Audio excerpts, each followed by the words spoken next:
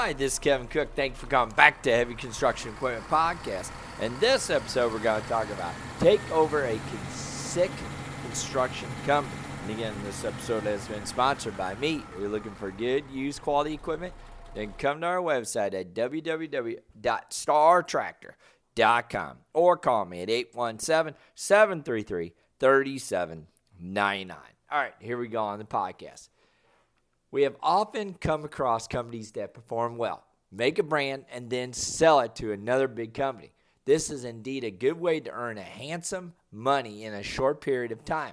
However, there are also instances where a big company has taken over a not-so-famous time,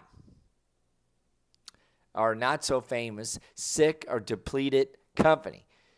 It does that just to acquire its resources and give the owner of the company its share for selling the unit to him or her.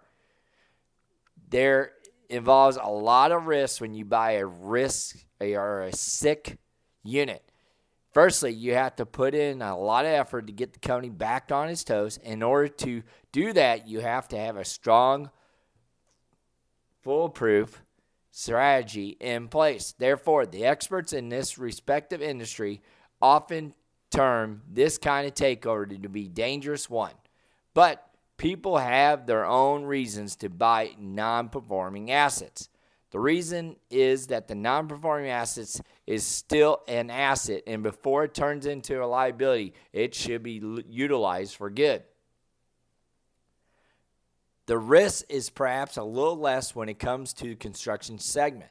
It is because the company who buys the unit gets all the resources to and do not have to spend a fortune if it directly buys the same resources from the market. Moreover, the transaction that happens is quite cheap. The company that is taking over a sick unit buys all its resources at a very cheaper price. It is also explains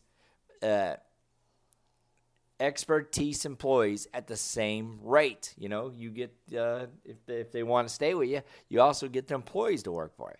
If it had to hire them out, the company would definitely have to spend some good money in employing a human resource, which is to save in this case, which you already had the people right there.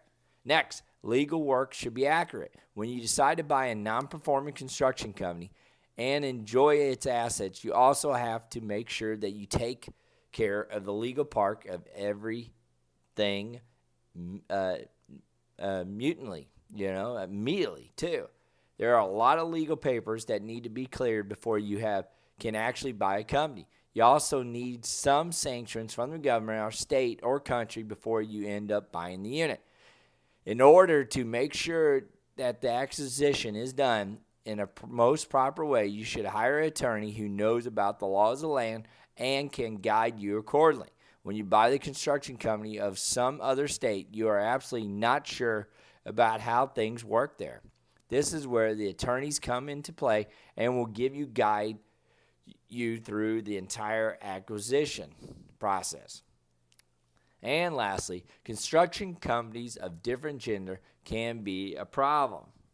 If you buy a company that deals with construction in forest lands and you have no intentions to get into that, it will make no sense to buy the unit related to that gender. If you're in highway construction, stay in highway construction and buy a highway construction company. If you construct houses, then you should also buy a non-performing company that was building into building houses.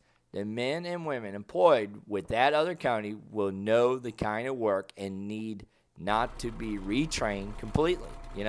Buy what makes sense. Get the right people in place. If you got any questions, give me a jingle, 817-733-3799. Thank you, and God bless.